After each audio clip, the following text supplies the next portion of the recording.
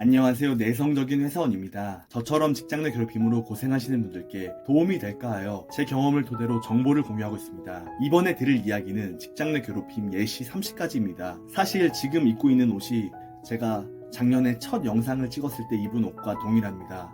벌써 1년이란 시간이 지났네요. 저도 제가 이렇게 오랫동안 이 활동을 하고 있을 줄 몰랐습니다. 저도 본업이 있어서 도중에 그만둘까 하는 생각을 많이 했었는데 여러 피해자분들이 저에게 오픈 채팅방으로 감사하다고 인사를 해주고 댓글로 응원의 메시지도 전달해 주셔서 자주는 아니지만 2주에 한 번 정도는 영상을 만들어서 올리려고 하고 있습니다.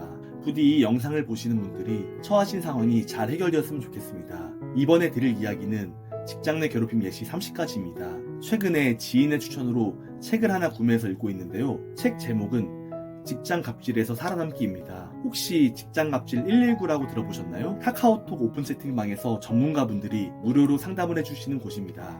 사실 저는 전문가가 아니어서 전문적인 답변을 하기는 어렵습니다. 전문적인 도움이 필요하시다면 오픈 카카오톡방에 직장 갑질 119를 검색하셔서 도움을 요청하는 것도 좋은 방법입니다. 저는 개인적으로 작은 금액이지만 현재 직장 갑질 119에 매달 후원도 하고 있습니다.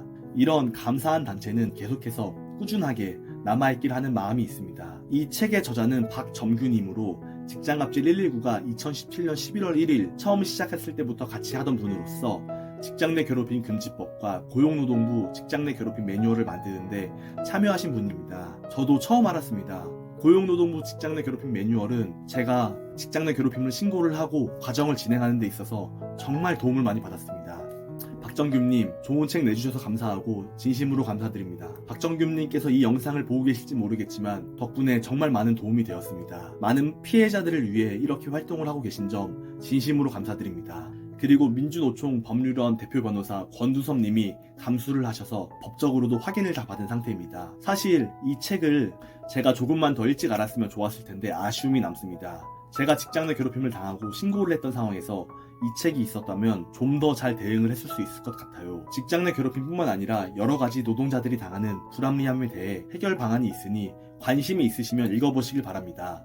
정말 도움이 많이 될 거예요. 책에서는 직장 내 괴롭힘 예시를 30가지로 말하고 있습니다. 오늘은 그것을 소개해드리려고 합니다. 제가 예전에 고용노동부에서 말하는 직장 내 괴롭힘 예시 15가지를 소개한 적이 있는데요. 이것에 추가로 오늘 소개해드리려는 이 30가지 예시도 같이 알고 계시다면 현재 당신께서 당하고 계시는 상황이 직장 내 괴롭힘인지 아닌지 그리고 신고가 가능한지 아닌지를 확신할 수가 있을 것입니다. 대부분의 피해자분들이 신고를 해도 인정이 안 되면 어떡하지라는 고민을 정말 많이 하고 계신 것으로 알고 있습니다. 욕설이나 폭언, 폭행 등은 당연히 직장 내 괴롭힘이지만 따돌림과 업무 배제와 같이 애매한 것들도 많이 있으니까요. 첨언하자면 사실 욕설, 폭언, 폭행 등은 형사고소가 될 정도로 범죄입니다. 그럼 이 책에서 나온 직장 내 괴롭힘 예시 30가지를 하나씩 살펴보도록 하겠습니다. 아마 제 생각에는 그동안 직장갑질 119를 같이 운영하시면서 나온 실제 사례를 가지고 정리하신 것이라 추측합니다. 크게 5가지 분류로 나눠지고 각 분류별로 세세하게 나눠보도록 하겠습니다. 30가지를 차례대로 읽는 거여서 본인이 어떤 상황에 처해 있는지 놓칠 수도 있습니다. 제가 이 영상 아래 더보기에 제가 30가지를 다시 작성해 놓겠습니다. 그럼 이제 하나하나 읽어보도록 하겠습니다. 직장 내 괴롭힘 예시 30가지. 분류 1. 신체적 괴롭힘. 1번 폭행. 신체에 대해 폭행하거나 협박하는 행위. 2. 위협. 물건이나 서류 등을 던지려고 하거나 던지는 행위. 분류 2. 언어적 괴롭힘.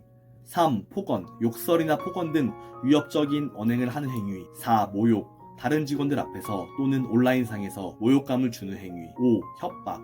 업무상 불이익을 주겠다며 겁박하는 행위. 6. 비하. 외모, 연령, 학력, 성별 등을 이유로 모멸감을 주는 행위. 7. 비교. 특정 직원과 비교하거나 차별적인 발언을 하는 행위. 8. 무시. 합리적 이유 없이 업무 능력이나 성과를 인정하지 않거나 무시하는 행위. 9. 전가. 본인 업무를 부하 직원에게 반복적으로 전가하는 행위. 10. 차별. 훈련, 승진, 보상, 일상적인 대우 등에서 차별하는 행위. 11. 잡일. 합리적 이유 없이 일을 주지 않거나 허드렛 일을 시키는 행위. 12. 배제. 업무와 관련된 정보나 논의 과정에서 배제하거나 무시하는 행위. 13. 차단.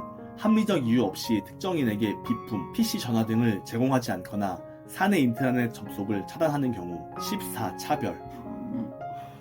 특정인에 대해서만 복리후생, 휴가 등을 제공하지 않는 행위.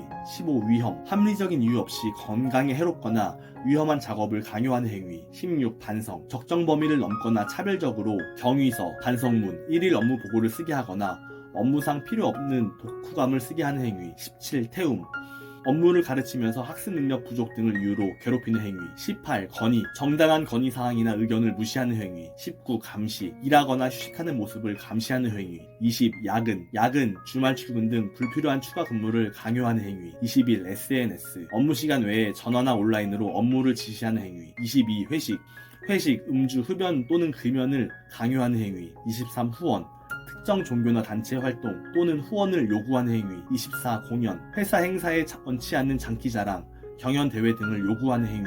25. 행사, 체육행사, 단합대회 등 이 업무적인 행사를 강요하는 행위. 26. 모임, 동호회나 모임을 만들지 못하게 하거나 강제로 가입시키는 행위. 27. 심부름, 업무와 무관한 개인 심부름 등 사적인 용무를 지시하는 행위. 28. 간섭, 사적인 영역, 생활 방식, 가정생활 등에 지나치게 개입하는 행위. 29. 따돌림, 상사나 다수의 직원이 특정한 직원과 대화하지 않거나 따돌리는 행위. 30. 소문, 근거 없는 비방, 소문, 누명을 생산 또는 확산하는 행위. 사실 본인이 당하고 있는 것이 괴롭힘인지 아닌지는 스스로가 더 잘 알고 있을 것이라 생각을 합니다. 그렇기 때문에 검색을 하시고 제 유튜브에 오셨으리라 생각이 들고요. 다만 이렇게 정리해서 보여드리는 이유는 나중에 신고를 하실 때 이 항목으로 직장 내 괴롭힘을 당했다고 주장하면 정리를 더 잘할 수 있기 때문입니다. 간단하게 예를 들면 직장 내 괴롭힘으로 신고합니다. 피해자 누구누구누구, 가해자 누구누구누구, 항목, 자밀.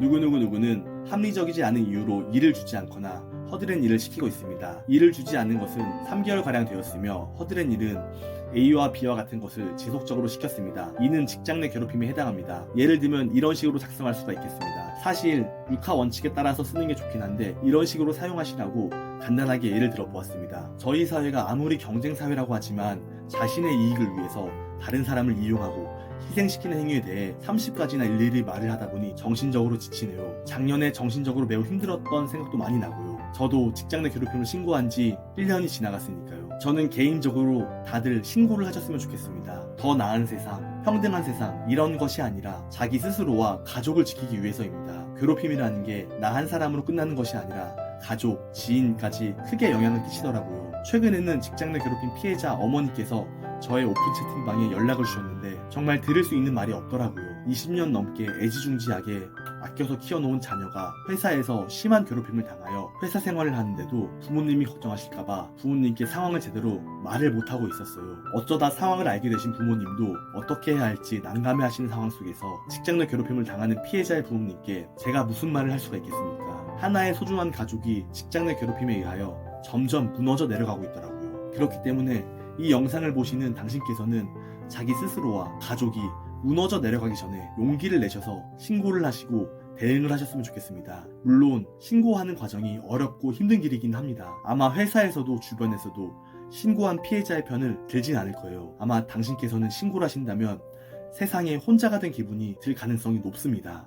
그럼에도 불구하고 나뿐만 아니라 가족을 지키기 위해서 행동을 하셨으면 좋겠습니다. 내가 아니라 가족을 생각한다면 할 수 있으세요. 부디 용기를 내시기 바랍니다. 당신께서는 충분히 이 가시밭길을 헤쳐나갈 수 있습니다. 이상으로 이번 영상은 마치도록 하겠습니다. 당신께서 현재 겪고 계신 고통이 하루빨리 해결되었으면 좋겠습니다. 그리고 일상으로 돌아가셔서 사랑하는 사람들과 행복한 시간을 보내셨으면 좋겠습니다. 감사합니다.